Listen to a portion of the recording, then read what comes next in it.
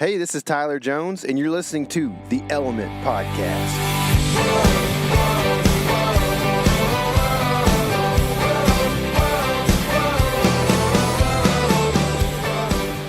What's happening, all my raging rut roosters? We are driving in the truck, but it's the same day as the last podcast, but we took a break. We did a little Whataburger. Yeah. I had of course 7 stickers on my burger, I think. That might be a record for me. So you're listening to KC Smith with me here. We just stopped at Whataburger, and he got the rainbow burger, which has a sticker of every color on it. And was it good? It was decadent. That's a good word. It was absolutely spectacular. I usually only hear that when somebody's describing like a chocolate dessert. Well, you know what? I'd rather have another Whataburger than chocolate dessert. So. Well, I don't know about me. I am all about the double the entree and cut the desserts if possible. I'm all about that chocolate. You know, I like that chocolate. We did just eat some chocolate-covered peanuts, or M&Ms. Peanut M&Ms. Peanut M&Ms. Yeah, M&Ms is not a good word for me. They're peanuts covered in chocolate with candy on them. Pretty tasty. So, yeah, we're in Texas, which I guess, are there any Whataburgers outside of Texas? We ate at one on the way. Where? Oh, I did. Oh, yeah, we did. Yeah. Okay. The state to the north has got some Whataburgers. Yeah, that's right. So that's about it. But I think that's about it. Yeah. I think there's one in Tuscaloosa now, if I remember right. That's weird. Yeah. There's not one in Arkansas, I don't think. I don't think so. Because we played Little Rock, and we always used to cry because we'd get done at like 2 a.m. and couldn't find food. They didn't have Jack in the Box either. Yeah. Well, I mean, we couldn't find one on our map, so I don't know. But anyway, so the plan today the plan for this episode would be that we would talk a little more conceptual things that have to deal or involve the hunt that we talked about in the last podcast, and kind of dig a little deeper in the stuff that we talked about when we killed this deer on public land. So we're just having a good time. We're rolling down the road. So this isn't the most plotted out, professional podcast that we've ever done probably. But we're just having bro talk, and I think sometimes that's good stuff. Yeah, so it's going to be like a campfire sesh, just things that. This is kind of something that I talked to you about wanting to kind of do, just things that I learned because the Midwest is a new experience for me. I've never been up here for a hunt. I've been up for different times of the year, shed hunting or whatever. But it's a completely different world, Yeah. And there's so many things to learn, so many things to do, and just everything from tactical things that I learned to broad concepts and experiences and new feelings and whatnot. Mm-hmm. I mean, I get pieces of that every time I go back. You know, I just love it. I talked to you about it. We were about to drag the deer out, about to start the process, and I think we were standing right there beside it, and we were looking out at this land, and I was like, I love this place so much. I love the nostalgia of it. I don't know. I'm pretty traditional about a lot of things. I like Christmas to be similar to the way it was the year before because it was awesome the year before, and just things like that, So, but I enjoy the simple people out in the Midwest. Simple in a good way. Yes, I mean because I'm simple. This. I mean. Joneses are simple, we are. Dude, the Joneses and the Smiths, I never really thought about that. We make quite the generic white folk names, you know what I mean? We should be farmers, and we're not. I farm watermelons in the summer sometimes. Did you? Yeah, every once in a while. But, yeah you're right, man. The heartland is called that for a reason, the beating heart of America. It's where a ton of the food is produced for everyone across the United States and the world, pretty much. And it's also a place where a ton of food is produced for whitetails, which is pretty awesome. They grow big and grow huge, and can get like way off in the middle of nowhere where nobody finds them, and it's super cool. And that's what, like that moment when you were talking about how much you love this land, I thought about it on a more micro of a scale, where we were standing was, in my mind, not what I grew up looking at and saying, man, I want to deer hunt that. You know what I mean? What I grew up looking at and thinking, man, I want to deer hunt that, was two things. It was big old oak trees, and it was mesquite flats. Those are the two things that meant deer to me. And we go up there, and we're pretty much in just some grass. Yeah. You know? And the deer are loving it. It's and there's deer everywhere. There's sign everywhere. And it's not just deer. It's all facets of life. I mean, there are little bitty rats going everywhere. There are, owls flying out of trees, hawks going nutso, meadowlarks, pheasants, quail, coyotes, bobcats. The list goes on of how bountiful that land is up there, and how much it can produce for us and for the wildlife. Yeah. I mean, I think that we've seen parcels even, down in Texas that are managed correctly.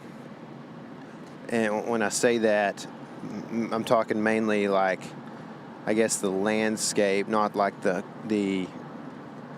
wildlife. They're not like the deer habitat, or deer, more like the deer habitat than the deer herd. Habitat management. So habitat management type stuff.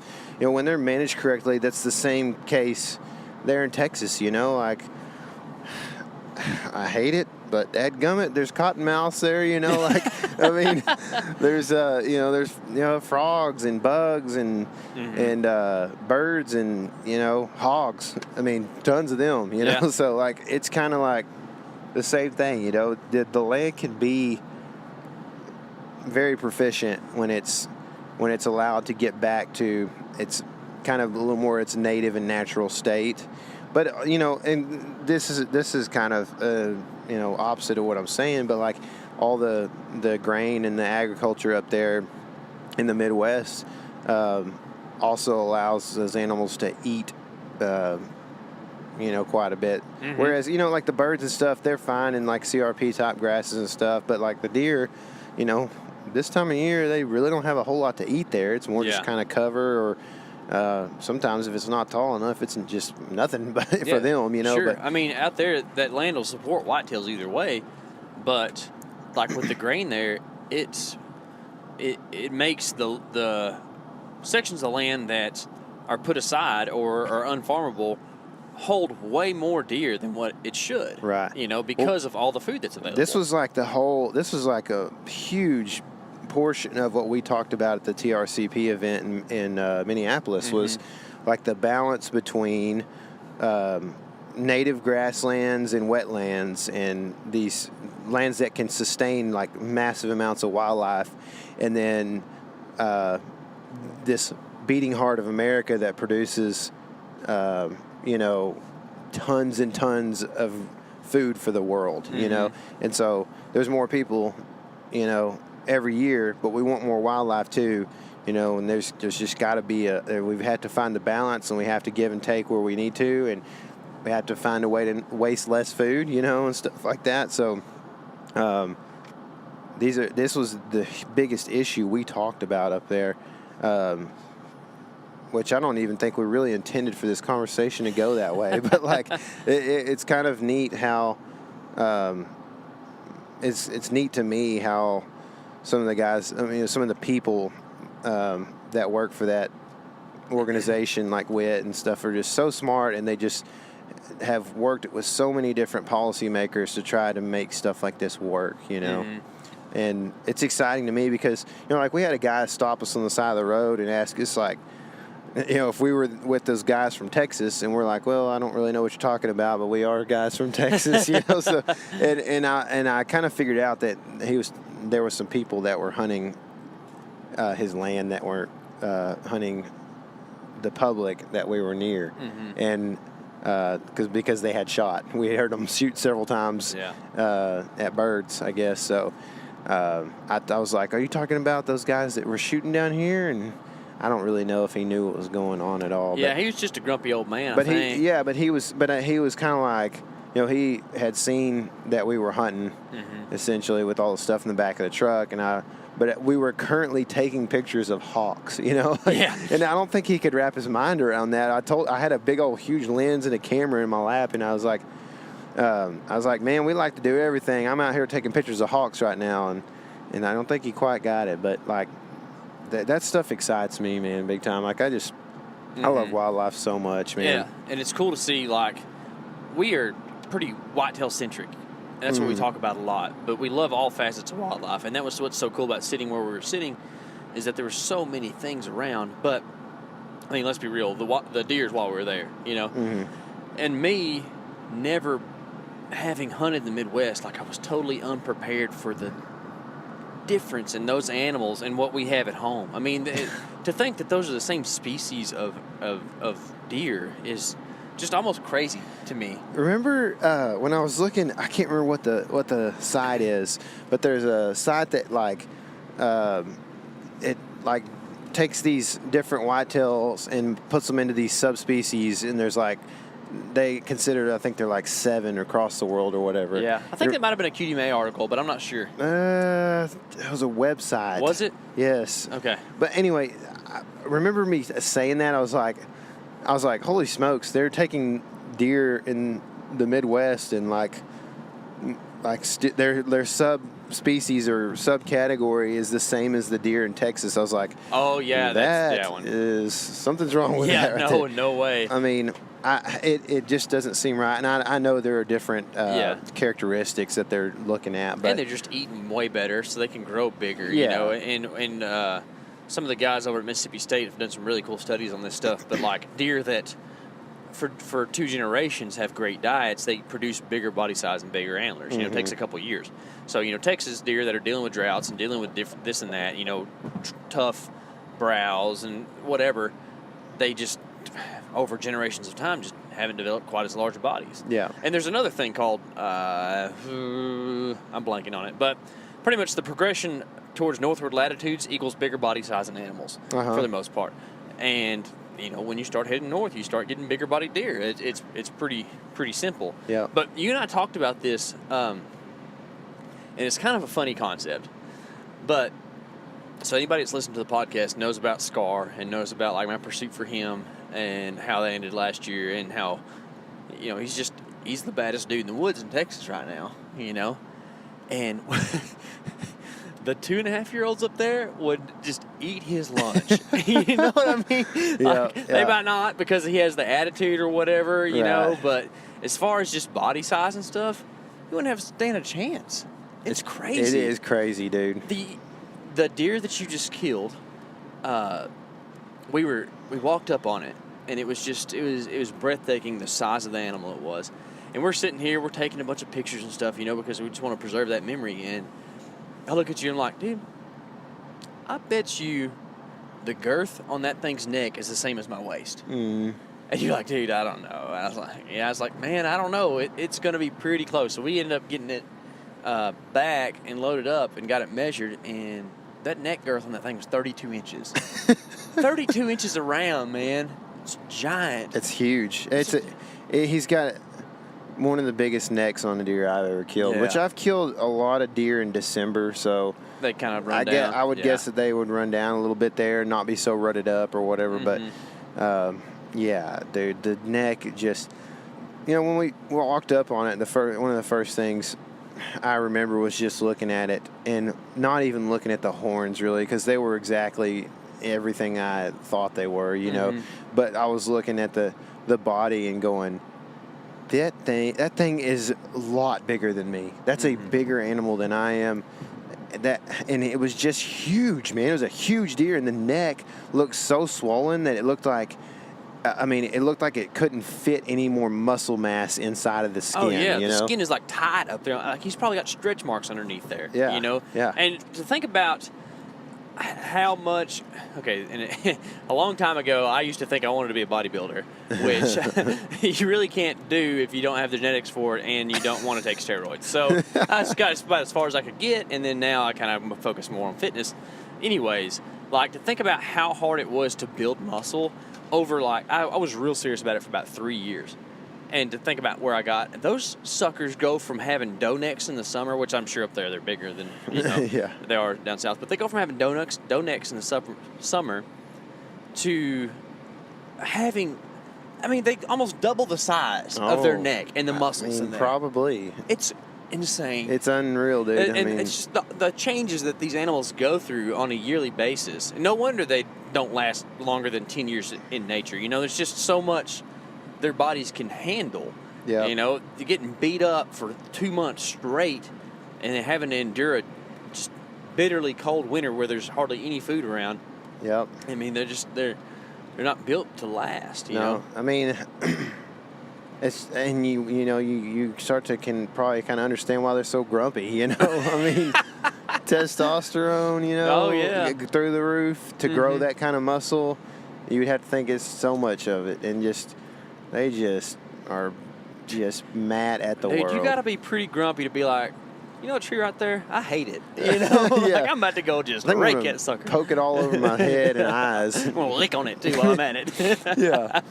Yeah. So, I mean, I'm with you. I mean, their body size is just, it's always been something that's blown me away. Yeah. And the thing is, like, in some, I don't know, you can see, like, different subspecies sometimes, especially, like, I've hunted, some in Oklahoma and stuff like that, and you'll see deer that have got that, like, northern breed in them, I guess. It's just like they're monster bodies, 6 inches of whitetail hair, whatever on them, and a tail that you could tie, huge saltwater clousers with. Oh, yeah. And then you've got these deer that are kind of like a little lighter coat, little smaller bodied, and and the thing is, like, from a antler size, when you're starting to try to score these things on the hoof or whatever, you can misjudge those deer easy. When you're looking at them, they look bigger because their body's a little bit smaller than what they actually are. And it's kind of crazy that we've seen some of that going on up there, But it's just kind of a neat thing. I'm always interested in everything deer, so that's one of those things that I think of. But it caused you a little I guess insecurity with your shot because of the size of the bodies on those things. Yeah. That arrow you shot it wasn't high by any means, but it was mid-body, right in the middle. Yeah. Yep. And it took a while just because of how big that animal was to get blood flowing out of his body, right? And you can go back and look at the doe film.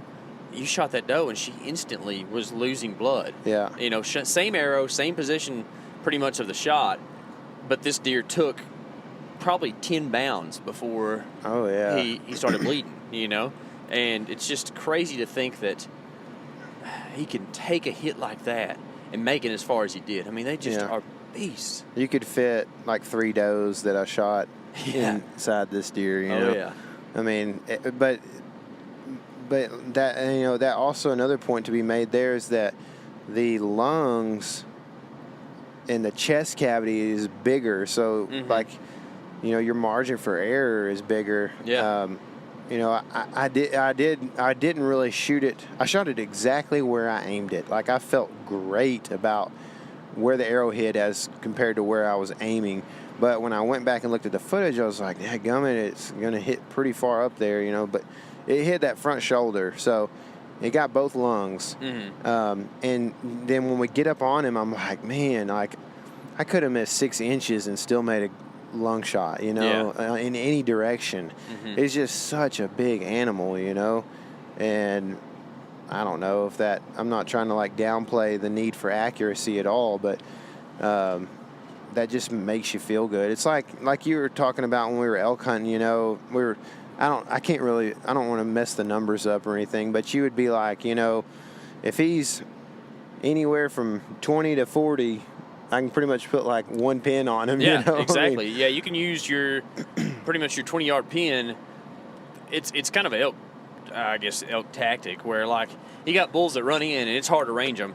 But if you know what 40 yards looks like, you've pretty much got him. You can put your 20-yard pin where if it's right on 20, you're hitting him in the lungs, and if he's all the way out to 40, you're still hitting bottom of the lung. Yeah. And he's dead. Mm-hmm. That's how And those deer are, I mean, they're not elk body size, but goodness gracious, they're a lot bigger than what we're used to shooting at. You know, like you got more margin for error. I mean, I don't know. I'm not like I've never put too many deer on the scale at all. Yeah. Or hogs or anything. So like I don't feel like I have a good place to like accurately guess the weight of this animal. But the way I look at it is it's a more solidly built animal than I am, right? Mm-hmm. Like as far as just the way their bodies are built, they're herbivores, so they have a bigger stomach. They're going to have like a gut shape to them. The same thing is the same size I am, laying down next to it. I weigh 200 pounds, right? You know, give or take between 195 and 200, somewhere right there. Mm-hmm. And he was a lot bigger than me. So I would think like, I mean, my guess is around 260 on the hoof, something like that. That's kind of what I'm thinking. Yeah. I kept one thing that was also shocking to me. I saw this last year with a deer that was shot up there, and it was the first time I'd ever seen anything like this. And this deer is very comparable. I mean, you know, they're big deer. They got big heads and stuff. Mm-hmm. But this deer had an exceptionally large dome. Yeah, like, he did. I kept looking at you and then him, and I'd be like, his head is way bigger, like almost twice the size of KC's. Yeah. Like, yeah, this is a huge animal. It's crazy, man. You know, that's, you know, just being able to experience that is incredible. And we kind of mentioned this, I guess, earlier, or we had talked about this, you know, a few times throughout the hunt, but you know, you were videoing this hunt and this deer as he comes in, right? Mm-hmm. And the morning before, remember, I was videoing a little deer that came in real close. Mm-hmm. And I told you, I said, man, once he got to like that 20-yard range, I'm sitting there getting this great footage. And I just said, you know what? I want to look up and I want to see what this looks like in person. Yeah. And so I looked up and I saw it for 2 seconds, and I looked at it, and I kind of got the experience, and I got the perception on how close he was, you know, mm-hmm. through my own eyes. And then I looked back down, and I was satisfied, and I looked back down at the camera and then kept filming and getting some good stuff. And we talked about that with the big buck coming in.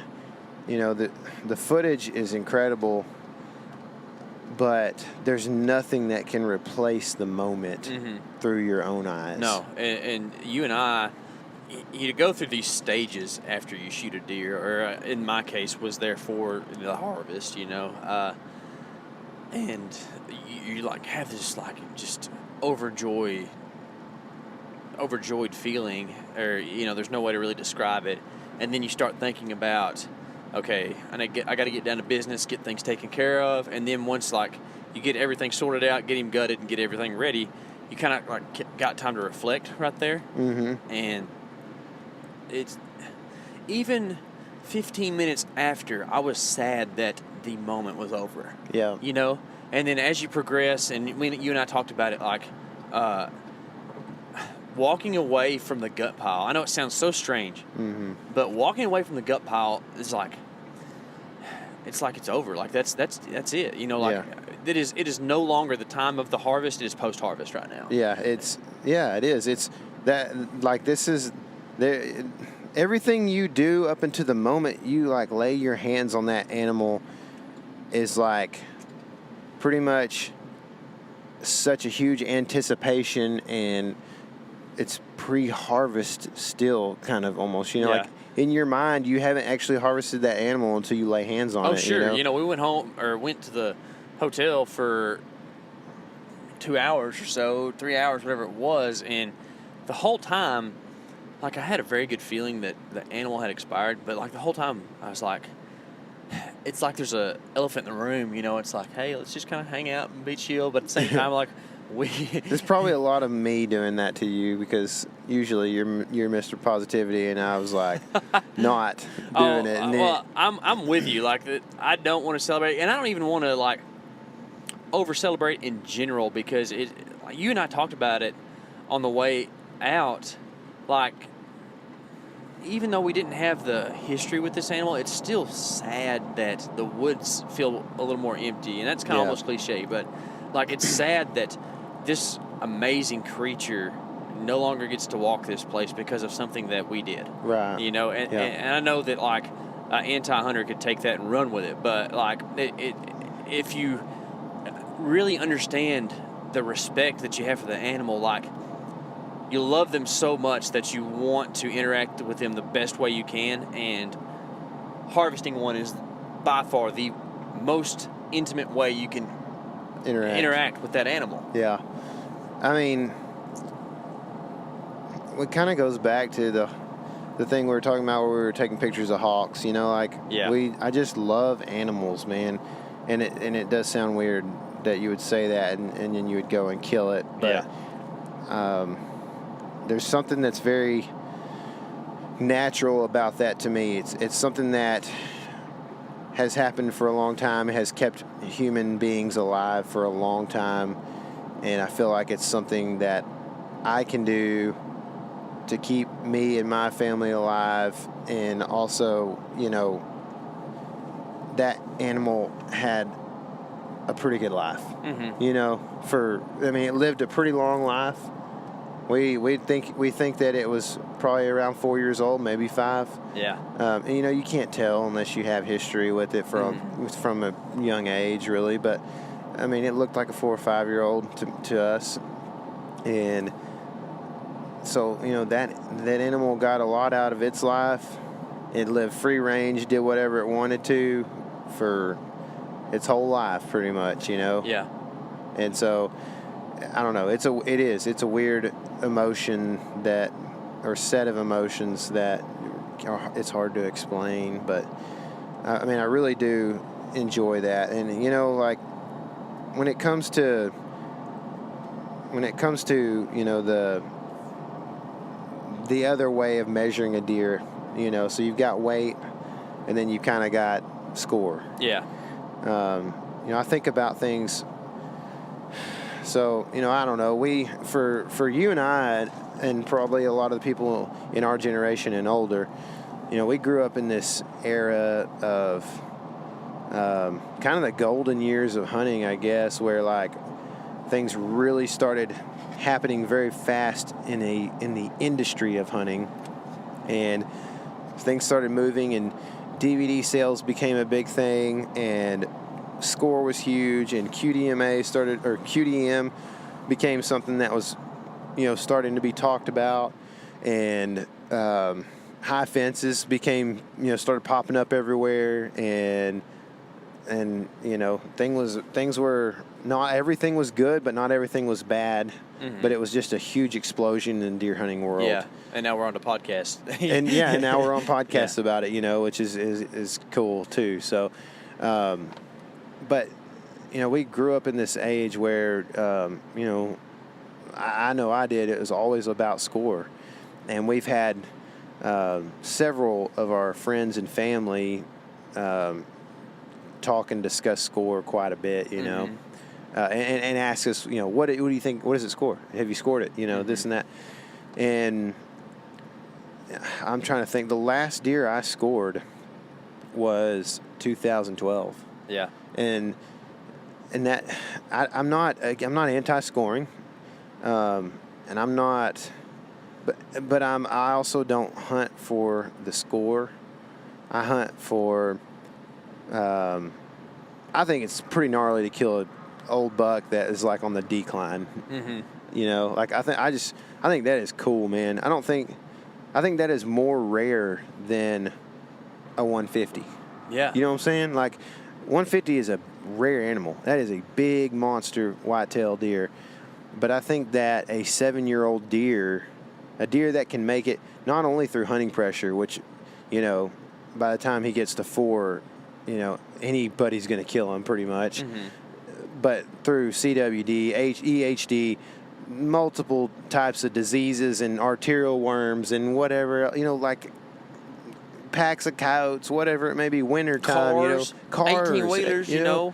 Like they do stupid stuff too, getting locked up in their antlers and fall in a creek, and 2 of them die. You know, like, man, things happen. Yeah, that's it. And I think that, you know, a 7-year-old animal is just so rare, and I think, you know, I've killed, you know, quite a few bucks that are on that decline. You know, they've got big racks, but they only got 6 or 7 points or whatever, you know, and just, man, to me, that is just cool. I like big, heavy, gnarly old bucks. So that's kind of like where I've been the last few years with this stuff. And I didn't shoot one last year, but, 13, 14, 15, shot some pretty good deer. And hadn't scored any of them. And I probably will one day,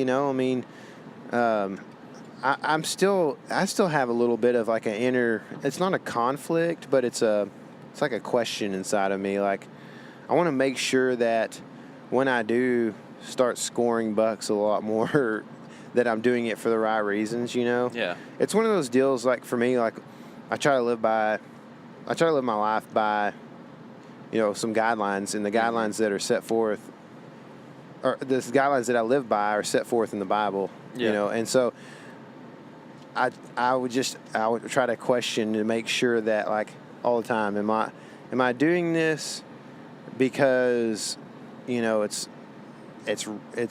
is what is, it's like, am I doing this because is this actually not sinful, or am I making some kind of an excuse to do this that technically I am being sinful by doing, I'm not explaining it very well, but like. No, I get what you're saying. It's like, are you scoring this animal so you can say, I got a bigger deer than that guy? Right. Or, hey, look at me, look at the size of this deer, self-glorification, I did this. Yeah, and so, but also it's like you also have to have a reason to do it. So you can't just be like, I'm just scoring it, I just want to see what it scores.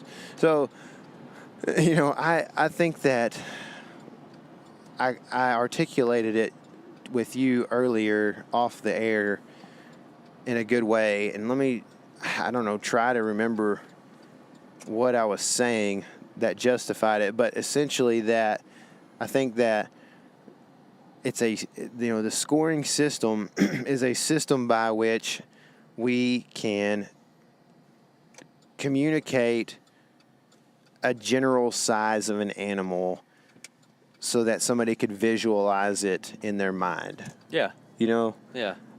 It's, or it should be, I guess. Yeah, when you say that deer's a 150, a lot of deer hunters can say, I know what that looks like in my head. Right, I've got an idea. And whether it's exactly right or not, maybe. Yeah, but it gives you a basis for things. And exactly. The whole scoring system was put in place by the Boone and Crockett Club to judge age. It's not an efficient way of judging age, but take, for instance, this deer that we just harvested this weekend. Since we have no prior knowledge of that deer, and since the B&C system was put in place long before QDM was something that was thought about. It was kind of the beginning processes of that, right? Mm-hmm. And that was the only way they really knew how to judge the age and quality of an animal was by the antler size. It's a judgment of health and age. And herd health, not just like individual health. Yeah, sure, exactly. You got a whole bunch of dinky 6.90 inches running around at 4 years old, like there's an issue, Right, there's something wrong there. Mm-hmm. Or, how what are the scores done in the last 10 years? Yes. And have they gone down, and why? So can we make a correlation here? Yeah. And so, for that reason, for those reasons, I see that scoring is something that, I see it like a reason for it. But you still have to be careful. Like, you still have to examine your own heart and mind and know that, and try to figure out why you're scoring it. Yeah. And then all this said, like, this is a question that I would pose to you. Like, is it truly bad to want to just, like, be like, man, I shot a big deer, Mm-hmm. Like, I don't know. I mean, what do you think about that? Like, can you rephrase that? I mean, is it bad that, you just want to be like, man, out of all the guys out there that have hunted and shot deer, this is one of the bigger ones that's ever been shot. Like, I just shot a big deer, and I'm proud of it. That's nothing wrong with that. Is that bad? I don't know. As long as you're not wishing that other guys don't shoot a big deer, I think you're fine. Yeah. You know what I mean? Like, it's okay to be like, I accomplished something. We all set out in life to accomplish things, right? Yeah. And you can set these goals for yourself. And I don't feel like you and I are ever in competition for shooting a larger animal. we might josh each other a little bit about it. If, say, I'm not going to do it this year most likely, but say I shoot a bigger deer than you did in Kansas, like I'd be like, or whatever. Yeah. But it's because it's amongst good friends. Well, and but as long as you are proud of people and wish good things for other folks who are out hunting and doing the same thing that you love, I don't think there's anything wrong with being proud of your accomplishments, Yeah. I mean, my dad's all about, like, he thinks that, like, bragging to your buddies about your big buck is fun. Oh, He loves that, And what would hunting be without camaraderie? Yeah. I mean, exactly. You and I talked about this, I can't imagine not sharing moments with you in the stand yesterday whenever we shot that deer. I know. And I'm sorry that I say we shot the deer, but that's how I feel, and I hope you're okay with that. Oh, I mean, because you saw by my Instagram post, Yeah. I mean, I think absolutely that we shot the deer, Yeah. And it's better for that, in my opinion. Just because, if nothing else, you and I both can do our best to explain how cool it was to other people as opposed to just one of us. Yeah. Oh, yeah. And one of the cool parts about that whole deal and shooting that big deer is, for me, what I enjoyed, and you may have been able to tell this by some of the questions I asked you, but like, it was so cool to sit back and observe, like, that continued camaraderie that you and your dad have on this thing. Like, it's one of y'all's things, and it's the same thing for me and my dad. But not everyone has that. But you have a special person that maybe you've shared moments like this with in the past. No matter if it's like, for y'all, it's football too. Like y'all both have like that thing with ball, and then you got the hunting thing as well. And it's cool to like see, how you're excited to show your dad the deer that you killed on public land, and he's pumped for you, and like he's proud of you, but he's also like kind of ribbing you a little bit about things every once in a while or whatever. It's so cool to sit back and watch the hunting family, even though y'all are a real family, but like just that feeling of connection between hunters, and we had new guys that you didn't really know very well there that were on the lease, the new guys on y'all's lease that, I feel like that I'm a part of this too now since I met them, but like you're all closer now because like you got to share that special moment. Right. It's a special deer, and it's like one of those monumental things in your life, and you will always remember the people that were there with you when it happened. Right. Yeah. I mean, that's the truth, man. And like these are all. I don't know. We were talking about experience on a little bit of a more micro scale earlier with the deer coming in, and stuff like that. And this is a little more of the experience in the macro that these are the things that you get on a hunt that, like, I don't know.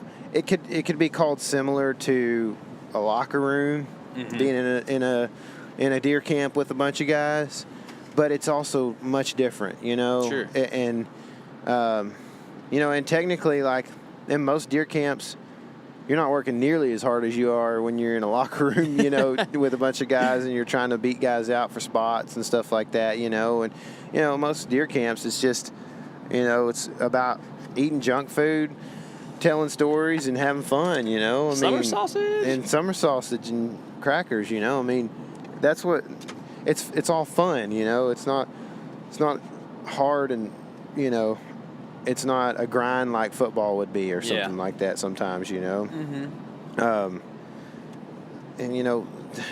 kind of to that point, I know that you and I have talked about this quite a bit, and I've got some theories on why people do this, and they're not all with ill intent, but I know that lately it's been kind of rubbing you the wrong way pretty bad when people talk about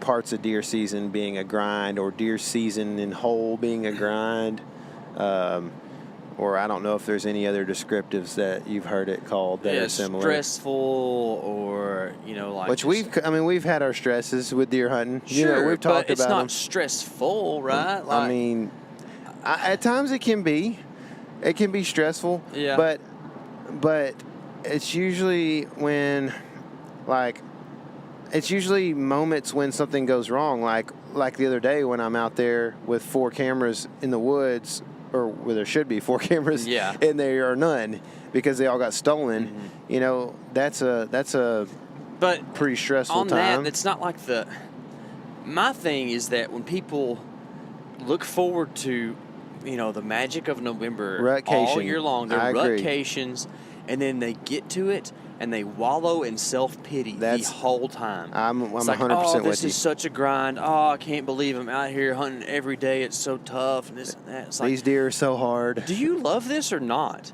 You know, and these are people who, and sometimes it's people who are like big time in the industry, you know, that are like showing other people, like other people mimic them because they think they're cool. Are you going to really, like, imprint that on a young kid who thinks you're awesome, who, you know, like, oh, I'm going to look forward to this all year, but it stinks. So what do they have to look forward to, you know? Yeah. Like, oh, the greatest thing, supposedly not the greatest thing in your life, but, like, one of your most favorite things to do isn't fun, so why do you do it? Right. You know? It's a absolute, like... And it's like you were saying earlier, like, you don't like to hunt all day because you like to go down and get comfortable for a little while. Mm. And if that's what you like to do...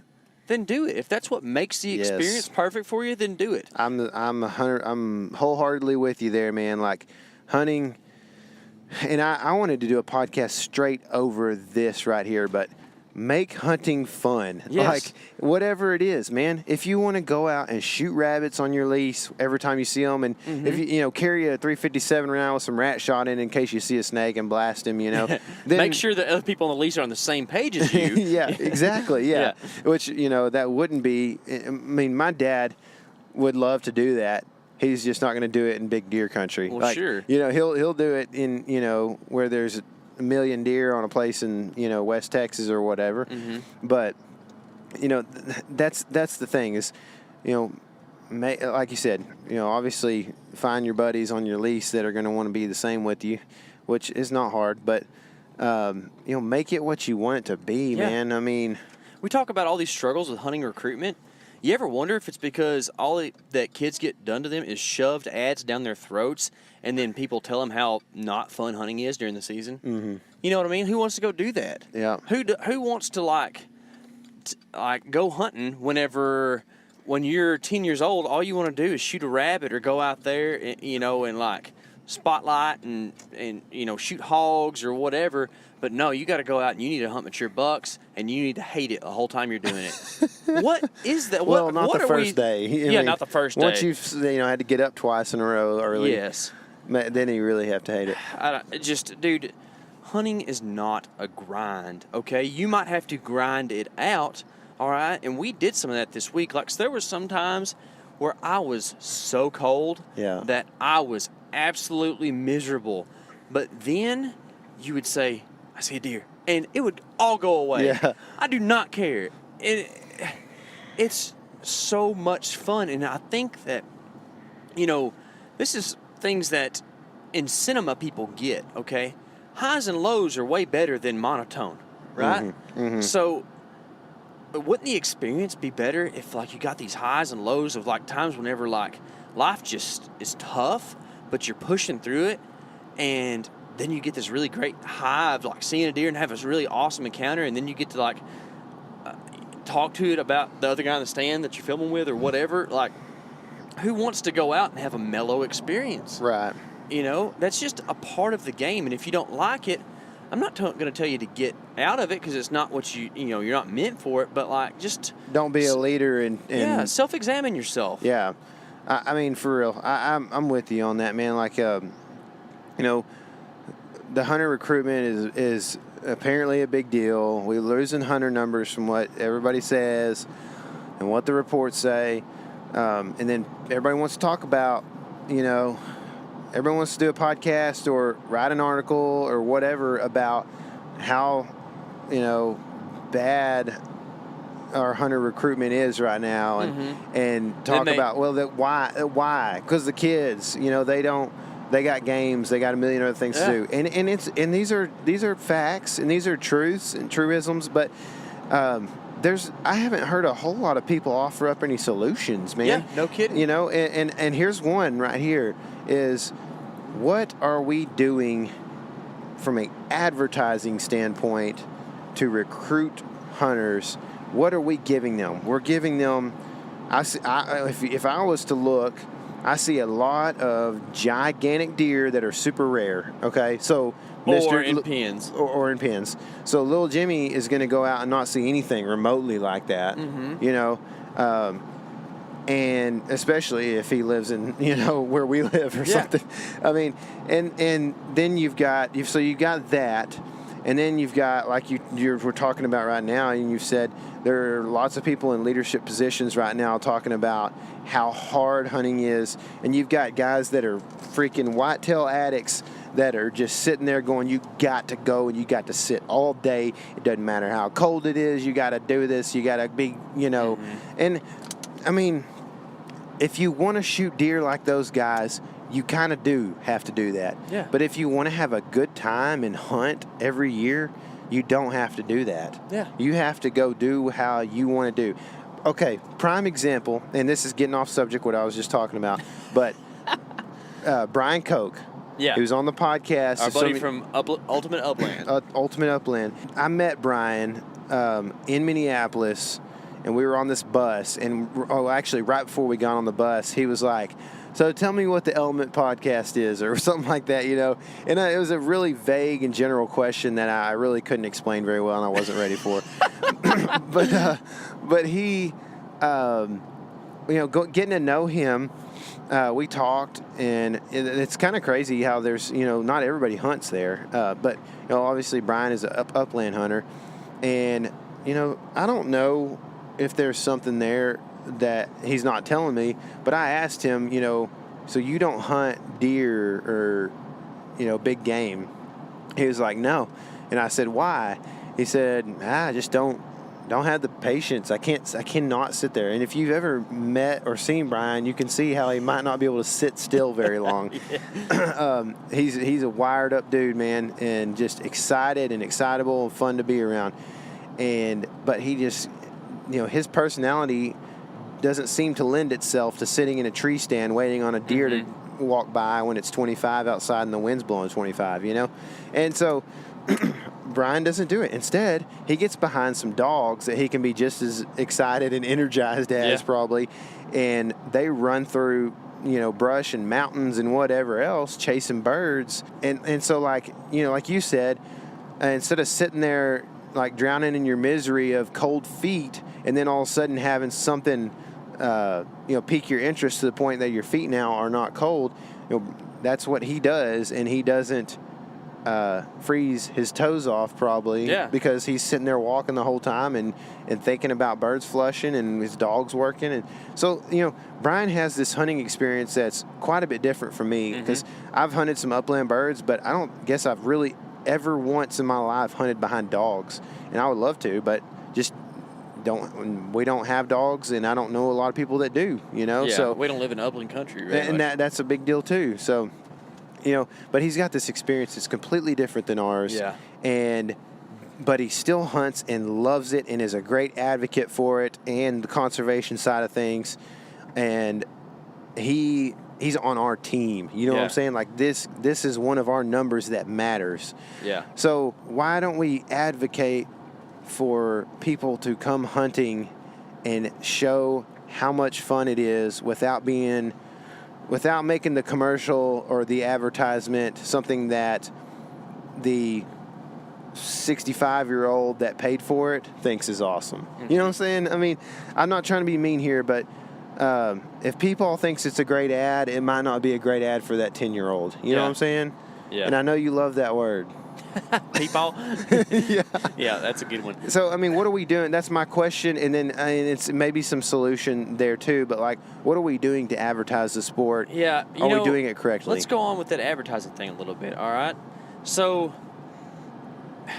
this thing, we've talked about this before probably, but it's real. We talk about it candidly, but you don't have to be hot to hunt.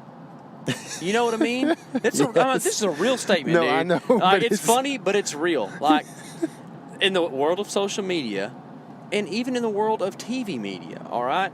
I love Eva Shockey to death, not in because I don't know her personally, but like I think she's a good voice Yep. for the hunter, and especially the woman hunter, because she's a good hunter. She does the thing, and of course she has a lot of advertisements and this and that. But who wouldn't when you can make a living at it, right? But she's very pretty, okay? And there's a lot of people who are also very pretty who don't have a clue what's going on. And this isn't just for women, okay? Like there's guys who are in muscle shirts and doing workouts and like, oh, no, I'm a hunter.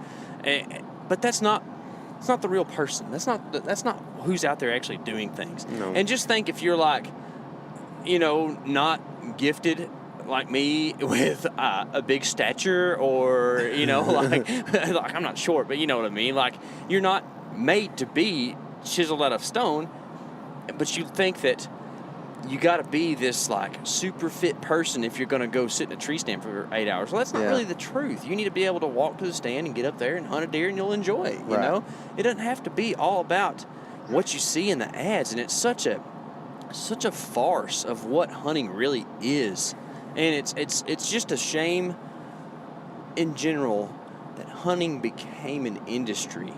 Yeah. And I know that's just it's the way it is now. It's so hard to think that it's not, and we're even contributors to it. You know what I mean? Right. Like this, we aspire to be a part of that, but only in the good way. I hope, Right. And if I ever get off that track, I hope somebody slaps me and tells me I'm an idiot. Figuratively, don't do it literally because I might get mad. But like I don't know. Yeah. Sometimes I just get frustrated, and I do my best to not let it get me down, because you know what? This is something you talk about a lot, and it's kind of like a cliche phrase, but just do you, Like whatever makes you happy, do it. Whether if it's within the law and within, morals, Right. do it. And a lot of people do it for other people and not for them because of what they see and what they think what you have to do to be cool, I had this conversation with another friend recently about the outdoor, industry. Yeah. And the people that are doing things not just for them, they're doing it, they may get a free bow out of it or something like that, but then they also have this like thing inside of them that's like, man, everybody is going to see that I did this, and took this picture or whatever, and then I'm going to get all these follows on Instagram and stuff like that, and it's such a skewed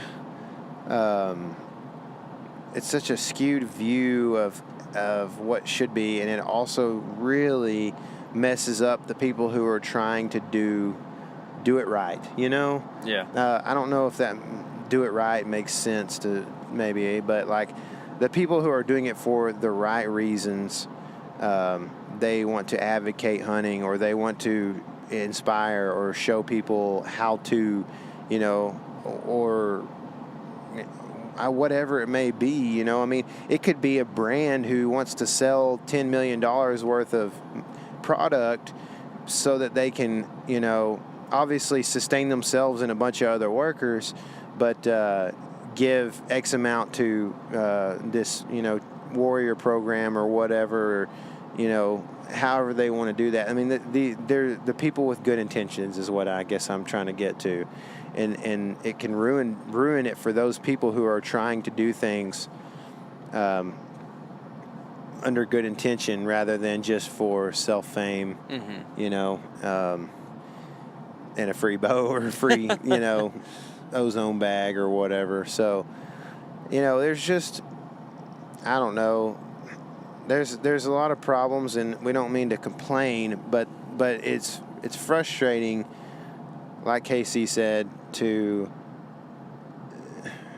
we just have to be careful. Like, I know I'm all about like having a deep connection with people and not having small talk and stuff like that. And so, and if you want to have a deep connection with people, they need to know your problems, you need to know theirs and struggles, and you need to, you want to be open and vulnerable with these people, and them to be the same way with you. Therefore, if you have a bad day, like I did the other day when my truck locked me out, and then I lost 4 trail cameras out in the woods that got stolen, I expect to be able to voice that, but we just, I don't know, as leaders, we have to be careful. And I don't know, maybe we're not leaders. I'm just saying, people who are trying to be leaders within the industry. Yeah. I think that, on that note, if you are a hunter, hear me out, you're a leader, okay? So hear me out on that. Okay. We all have a reach, okay? And we all are someone's window into the hunting world, an outsider looking in, or You're saying it so well. A newbie looking up to you, okay? And for that person, you may be the only thing they get to see and the only representative of the hunting community. So let's use the word community instead of industry right now, because that's what it really is. Yeah, in this sense it would be. It's the community. And so, for instance, I'm no hunting celebrity, okay?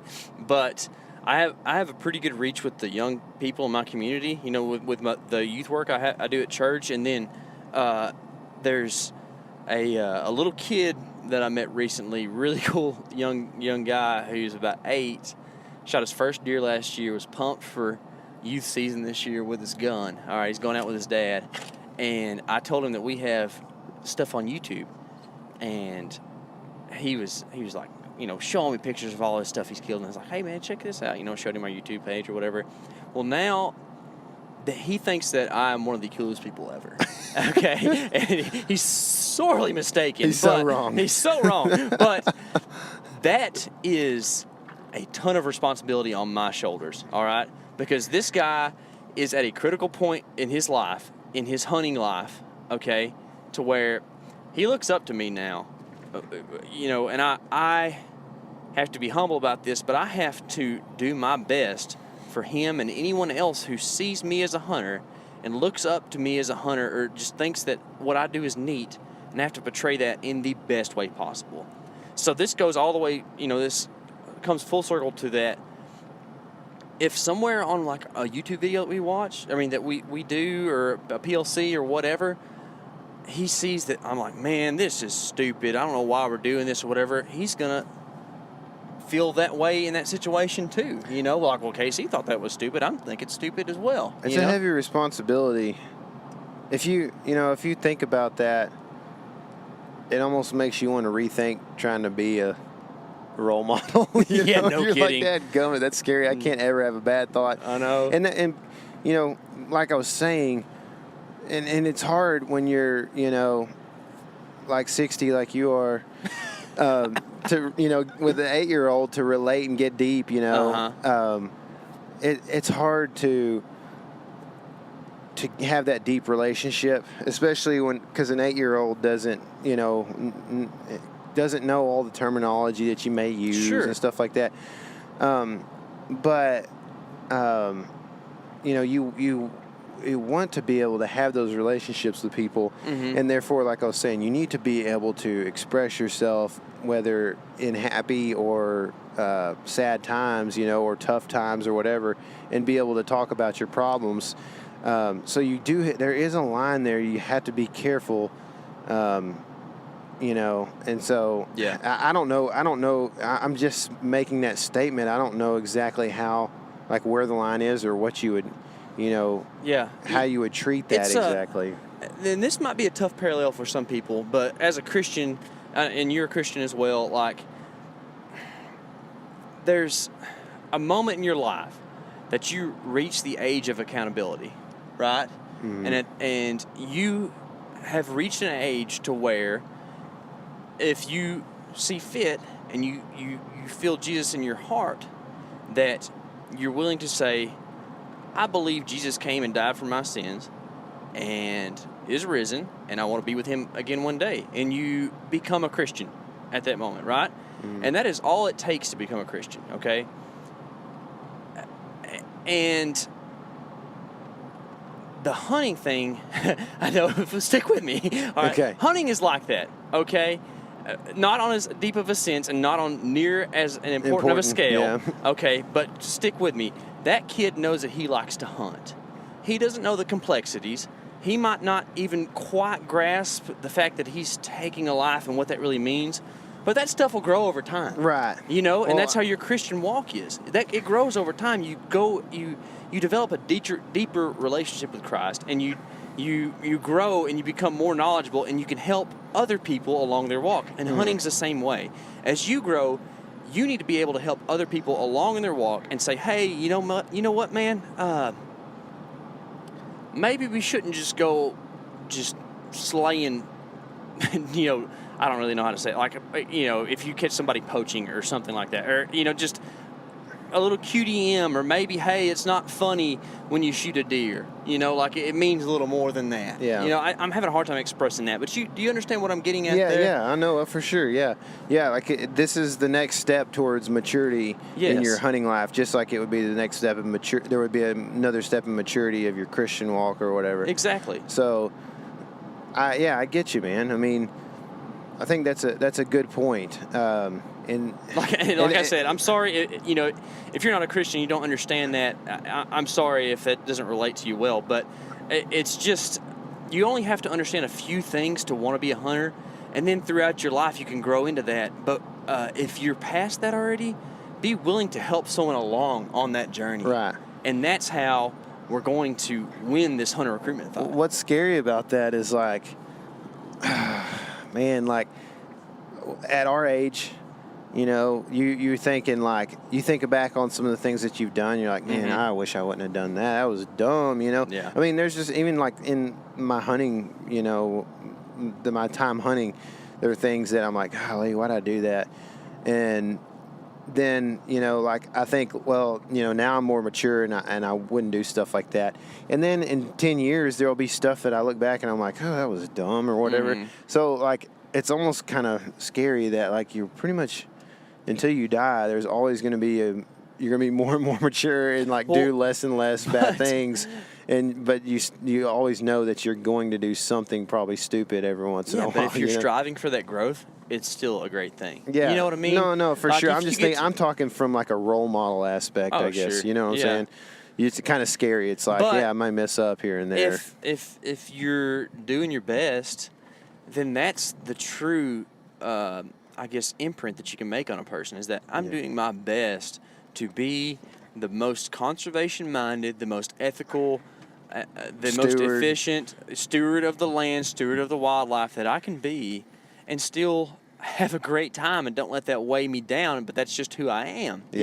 You know what I'm saying? Like, you don't want to go out there and stress about it. It's kind of like me and getting a shot in focus. Like, I don't know if you've noticed how much I rack the focus back and forth trying to make sure a shot's in focus, but I stress about it. You know, like I'm like, I got to make this happen. You know, you need to make it so much a part of you that you don't even have to think about it, because that's what you are and that's what you're striving to be. Yeah. Well, I don't know. I mean, I'm with you on a lot of this, man. I mean, you know, you need to be able to express yourself and your struggles, but does it have to be a grind every year, or could, like, some years could it not be a grind? You know, I mean, and it's okay to like have a rough day. You know, like, goodness gracious, we were having a rough morning yesterday morning until that we saw a giant buck. You know? Oh, we were struggling mentally. But I told you this, like, as we were like making our final like drive off. You know what I mean? Like, we are done with this trip, we're headed home. Some of this was tough. Some of it like may have even been unenjoyable at the moment, but overall, I would not change a bit of the experience, because it was one of the best trips I've ever been on. Yeah. Because, and it's not just about the outcome, it's about every little moment, you know? Like, I am glad that I've froze my feet off, if that can make sense, because I learned some stuff about staying warm, okay? But it also is just a part of the experience. Like, do you want to go, like, when Jet's, 25 hanging out with his buddies, do you want to tell them the story about, oh, the weather was great and I shot the deer? Like, oh my gosh, guys, it was freezing. And we shot this deer and it got so much better. Yeah, you know? Oh, like, I've heard people talk about how there's like a couple different kinds of fun, and there's like a fun that is fun while you're doing it, and then there's like a fun that really stinks, and then while you're doing it, and then when you think back on it, you're like, man, that was fun for some reason, Kind of like British Columbia for me. Like I was freezing my tail off on that mountain, dude. And then I look back at it and I'm like, and I don't remember how bad it was. I mean, I remember it was bad. I just don't remember it like sick to my stomach kind of bad like I was on that mountain. I'm just like, yeah, that was a fun experience overall. And that's what you remember. Yeah, and the neat thing about me for this trip is there were times when those moments were oscillating so fast back and forth that I couldn't discern them, okay? So, like, when you and I were dragging out the deer, like, it was tough, dude. Yeah. That was hard. We need a cart real bad. Like, that's one of those investments here quick. Yep. But, like, when we drag that deer and it's the moment of, like, teamwork, like, you and I, like, I couldn't drag it by myself, you couldn't drag it by yourself, but we can move the thing and move it far enough to like make up some ground. In about 20 drags, we got him back. And every time we stopped, we would like laugh or, just like commiserate or whatever we're doing. Oh, my legs are burning. For some reason, the right side of the deer was the hard side to drag on. We figured that out. It was. And I gave it to you about halfway through, and I was so much better on the other side. Yeah, it was about a third of the way through. Okay. We probably a third of the way there, yeah, right. You got the downhill side, but so like 2/3 of the way through, we stopped and there was these gourds growing, and we ended up playing hacky sack with these gourds when we should have been sucking wind. Yeah. But it's just fun, man. It's just never miss an opportunity to have a good time when you're doing stuff like that. Can you imagine if you're sitting there concentrating on how bad your legs are burning, or how much this stinks, or we just need to go get a cart or something. I ain't doing this. No, just put your nose down and do it and enjoy it. Yeah, I mean, and it's a good mentality that's a life mentality kind of thing. It's not just hunting, but as it relates to hunting, you're right, man. There are times when it's a grind. It's a grind to walk out there in the heat, and not find your trail cameras like I did last week or whatever, and spend, your time, effort, gas money, and, walk 2 mile circle and find not 1 out of 4 cameras. That is no fun. That is a grind. But the overall experience, there are so many good things in it. I've learned so much out there, and we had a good time hanging those cameras, Yeah, I mean, we did. It stinks to say that, I mean, I don't know. It almost is something that I could say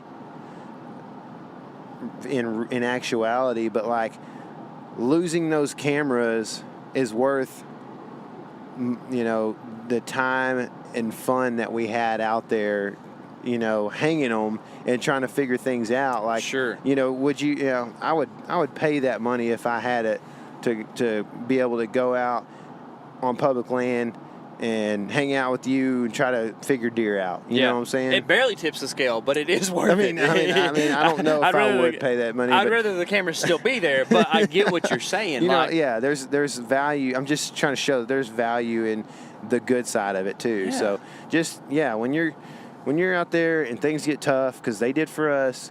We talked about this with AJ. Things can turn around in a quick minute out in the whitetail woods, especially in the rut. But any time, man. I mean, it doesn't matter.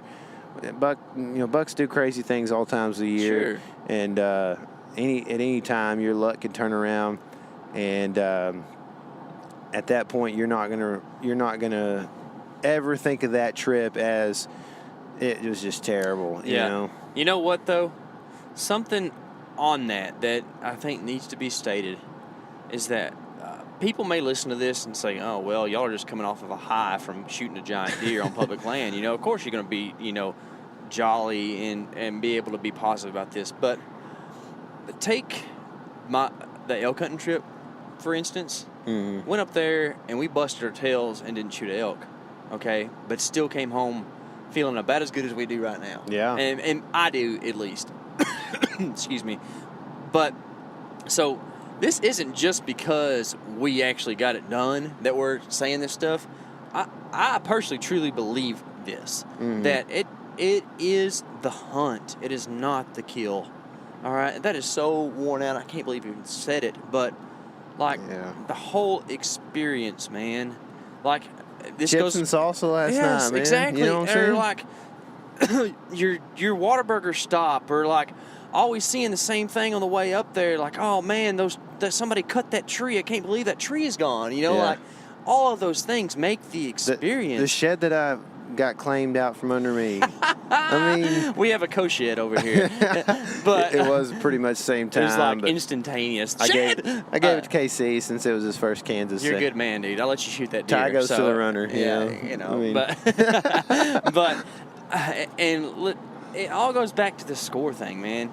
You might be able to measure out inches, but you cannot measure out the experience. And I think that what matters so much more. And man, I hate to keep going on and on, but this is another thing that I think of when you say that is, you know, I know people that they put, you know, this isn't like their last dime they're putting down on their lease or whatever, but, you know, they're putting a good chunk of money up for their lease. You know, when you think about that and the time they got invested and sometimes the corn they put out and they got money in that and gas and everything like that. And, you know, you got a family back home, especially, that makes it even tougher. But, you know, they put such a heavy, like they put that, they cannot separate the price of all of that and the money that it took from they can't separate that from, or they can't make that one thing that doesn't matter because the experience is priceless, I guess is what I'm trying to say. Not necessarily that they're separating it one way or another, but like they attach that price to, or, you know, to like what they need is a result for that, I guess. So, you know, I'm going to come home with a buck. Doesn't matter if it is part of my QDM management plan, you know, like it doesn't matter if this deer is 3 or if he's a world record. I'm coming home with a buck, you know, and I'm not going to worry about next year, you know, having something even better next year or more mature, or, you know, managing that property. You know, I got money in this lease, so I'm gonna, you know, try to come back with something. Yeah.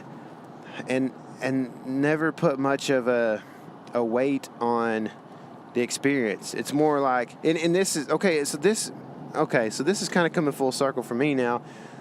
This is where the grind happens in their mind, I guess. It's a grind for people when I've spent quite a bit of money. My wife is kind of grumpy and kind of grouching at me for being gone for, you know, 5 days or a week or whatever in November, you know, right before Thanksgiving or whatever it might be. And so she's being tough to deal with. And then, you know, if I don't bring home a deer, my wife's going to be like, well, why do you even go? Well, she's not a hunter, so she doesn't understand. So I've got to bring a deer home. And then I go up there and it's hot, you know, or it's freezing cold and, you know, so cold that, you know, nothing wants to get up and move or whatever it might be.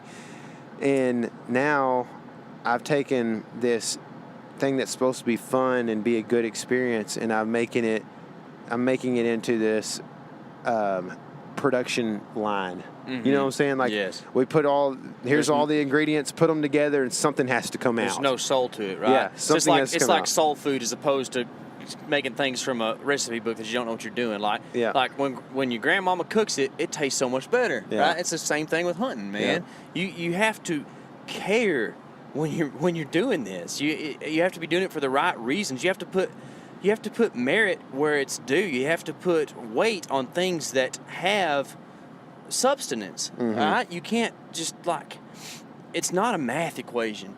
You know, you're not going to do A plus plus C equals D. Like you all of this is just part of a great experience that we're blessed with, and you just need to cherish the moment, no matter what the moment involves. Yeah, I think if people can do that they can start to. And I know that the culture's changing. I know that people are trying to drive this into other people's heads, but if you try to do this for people and then you start talking about the grind all the time, then it's kind of confusing for the listener, or the reader or whoever it might be. But yeah, just we've got to understand that if you enjoy the experience and you don't worry too much about the big buck and keeping up with the Joneses, and I don't mean that in a too worse a way, but you don't worry about that, and you'll have just such a better. You'll probably end up killing better deer. You know what I'm saying? Yeah. Like, you're just gonna hunt smarter. You're gonna be less freaked out. You're not gonna be questioning yourself all the time. And maybe I'm saying that because we have had success, but I know that in my mind last year I didn't kill a buck, and I had some great trips, man. Neither one of us killed a buck last year. Yeah. And we spent a lot of time in a tree together, and we had a lot of fun.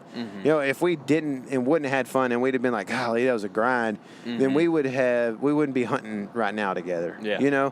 And I know that for a fact because I've been in groups that have had that issue, And so I'm just glad that you and I are on the same page when it comes to that, and I hope that more people can kind of listen to this and understand that that's the case, and then also to promote hunting on their Facebook and their Instagram as such, and make sure that we're showing if we're that window to somebody, like you said earlier, that we're clear as can be and showing the right message, Yeah, that's right, man. And hey, you know what? If you've been out there and you've been the guy who's called it a grind or just been negative about some experiences, it's all right. We've all done it. Like, I'm not saying I'm guilt-free of this thing, but just, maybe do a little self-examination on the thing. Make sure you're perpetuating yourself the right way and, getting the message that needs to be spoken out as opposed to how bad hunting is. And if you're a guy who gets it and